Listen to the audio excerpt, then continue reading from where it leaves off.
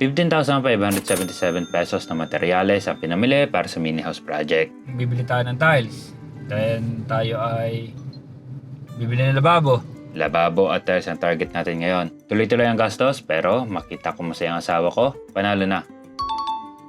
So ngayon, para doon sa ating pinapagawa, bibili tayo ng tiles. Then tayo ay bibili ng lababo. Ang target natin, mag-canvas ng mga fixtures sa CR, then bumili ng tiles para sa sahig at sa lababo natin. May pinuntahan kami na warehouse dito sa Candelaria, Bellissima. Nakita ni Jay sa Facebook, di kaya yan, sugod. Meron din mga set ng lavatory with cabinet, salamin, shower and toilet. Naku, kung nakita nyo lang ang kislap ng mata ni Jay at paano ko siya dapat pigilan para hindi niya piliin ang mahal at weird na mga fixtures. Lalo itong automatic na toilet na ito, no, no, no. Kaya lababo muna ang piliin natin at ang trip na lababo, ere ang 6,000 pesos na lababo. Pero may discount kaya nasa 5,000 pesos na lang. Marami nagtatanong na nagastos natin sa mini house. Pag nakalipat kami, gagawa natin ng video. Pero ang sagot, malaki na. Pero on the bright side, meaning, blessed tayo para magkaroon ng means na makabili ng ganito. At masaya si Jay. Sige na, dali na. Talas naman ang ating bilhin.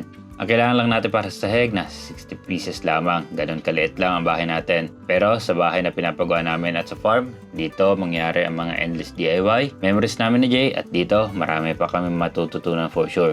At siguro, yun naman talaga ang pinaka-enjoy sa ganitong project. Hindi naman kailangan na malaki agad o kumpleto kagad lahat.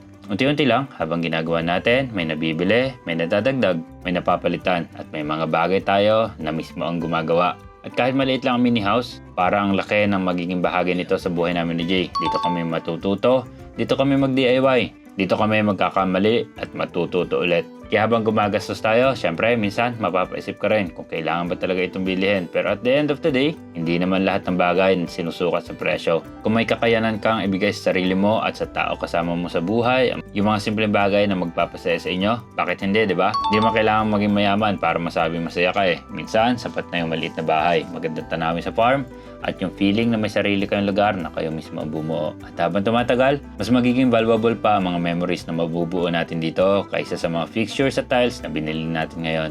Okay, so ubus na yung cash, uwi na tayo.